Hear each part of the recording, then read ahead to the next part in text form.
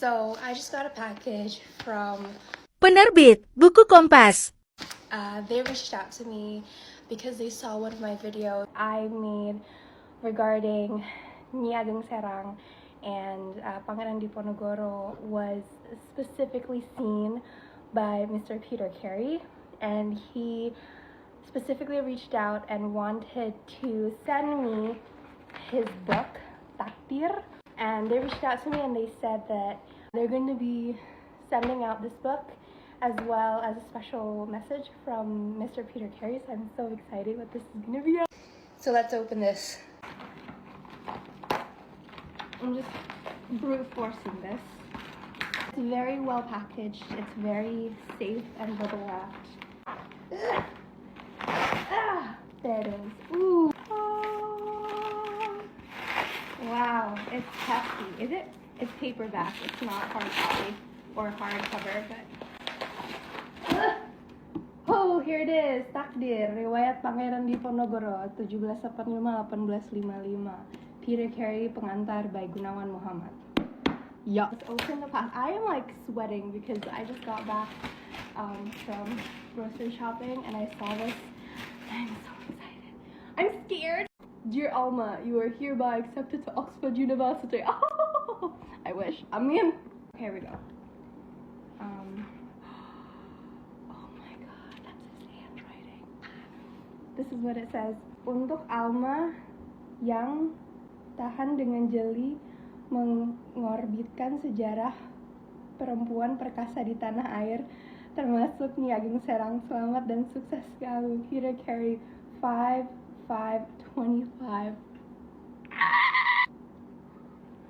Smell check. New book smell. I love it. Let's go to my favorite part, the reference and bibliography. Oh my god, I'm like shaking by the way. Look at Daftar Pustaka. Oh my lord, there's so many. I love. Thank you. Penerbit Buku Kompas. Thank you, Pak Peter Carey. This is going to be one of my most treasured books because I don't get sent books often and I don't get personal letters from Peter Carey. You're my hero.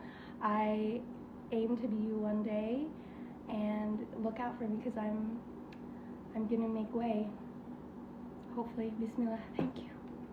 Did you know that today is Indonesia's Veterans Day? Every August 10th marks Indonesia's Veterans Day, and today I'm going to be telling you the stories of one of those veterans. Imagine being 22, a nurse, and holding a grenade as your last battle in life, choosing freedom over life. This is a story of Emi Sailan, smuggler, spy, soldier. Salmah Soehartini Sailan was born 15th of October in 1925, making her a Libra. She was born in Malangke, South Sulawesi. When she was little, her parents and her family moved to Makassar. She benefited from a formal education, having attended EES and HPS, which is within the Dutch educational system, and she always had an interest in medicine, wanting to be a doctor when she grows up.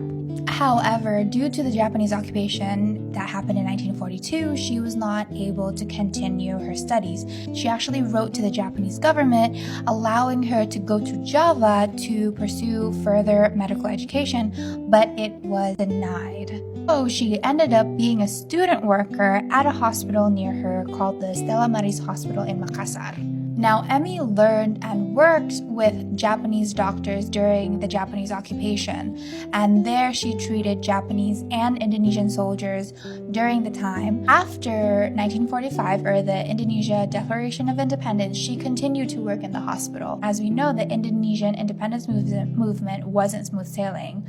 Indonesia's independence was not formally accepted by the Dutch or the previous colonial powers, and that was where Emi first had a taste of how to support the Indonesian Republican government. That's how she first came into contact with the Indonesians that were struggling and fighting for the Indonesian independence. It's reported that that's when she first would start to smuggle medicine 4 injured guerrilla troops around Makassar. So in 1946, the Dutch attempted to gain back control in the new nation of Indonesia, and they kidnapped and exiled Sulawesi governor and nationalist Dr. Sam Ratulangi. And reacting to this news, Emi Sailan and her colleagues at the Stella Maris Hospital went on a labor strike, refusing to work in protest of what the Dutch government did. Unfortunately, this put Emi on a blacklist of those people who are pro-Republican and would be seen as people of interest. So she quit her job at Stella Maris, and she then continued and joined up with Laskar Pemberontak Rakyat Indonesia Sulawesi, or LAPRIS. At LAPRIS, Emi was part of the Red Cross due to her medical background. With LAPRIS, along with being part of the Red Cross, she was also part of a team called Harimau Indonesia, or the Indonesian Tigers. She was part of the reconnaissance team that would get information on the whereabouts and the activities of the KNIL, or the Dutch Army. On 20th January 1947, Emi and the troops that she was with was cornered by the Dutch troops. They were ambushed at the location of Tidung. Hostages were taken, but the leader of the troops at the time, another Indonesian hero called Walter Monginsidi, encouraged Emi to go back, to retreat, and also take the injured with her. Walter Monginsidi told her to retreat back and they will reconvene and meet up again in a place called Kasikasi. But she never made it to Kasikasi because on the way she was again ambushed and cornered by Dutch military. She was met with KNIL troops who urged her to surrender. Emi Sailan took the words Merdeka atau Mati to heart. As she was being cornered at gunpoint, she took a grenade and she flicked the switch. Emi Sailan died on the battlefield on 21st January 1947, and she was only 22 years old. On 6 November 1973, Emi Sailan was officially posthumously given the award and the title of the Hero of the Revolution as an Indonesian veteran of the Independence War of Indonesia. Emi Sailan's life was brief, but her choice to stand her ground, even in the face of death, secured her a place in the history of Indonesia's independence. Selamat Hari Veteran! Did you know that there was once an Indonesian woman that was so stubborn about the literacy and women's education that she decided, fuck it, I'm gonna make my own newspaper. The paper was called Sunting Melayu. It was led by the editor-in-chief, Rohana Kudus, which we're gonna talk about her today. Rohana Kudus was born on the 20th of December, 1884. In 1911, she opened school for girls in Koto Gadang, West Sumatra, and she called it Sekolah Kerajinan Amai Setia. And this was considered the first women-led and women's-only organization in Minangkabau. At a time when women were expected to just marry well, Rohana was teaching them to read, write, financial literacy, and how to be entrepreneurs in their own right. In 1912, she founded the Sunting Melayu, in which she published articles regarding women's education, literacy, and financial education. This was considered the first ever women-led publication in the Dutch East Indies and soon to be Indonesia. Sunting Melayu was published in the years between 1912 to 1921, publishing within a span of almost a decade, with the readers of the Sunting Melayu reaching all the way to Egypt. Their published articles talked about the importance of education, particularly for women, in order to keep up with the evolving modernization of the Dutch East Indies.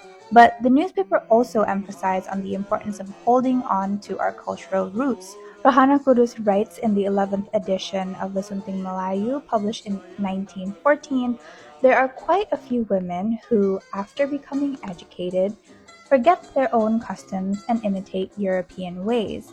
In my view, this kind of behavior should be avoided. Even if our minds have become mountains of knowledge, we must not abandon the customs that have been passed down to us through generations. Rohana Kudus was officially named a national heroine in 2019, over 100 years since the first publication of the Sunting Melayu in 1912. She believed that when women are educated, they become empowered, and through them, entire communities and a nation will rise.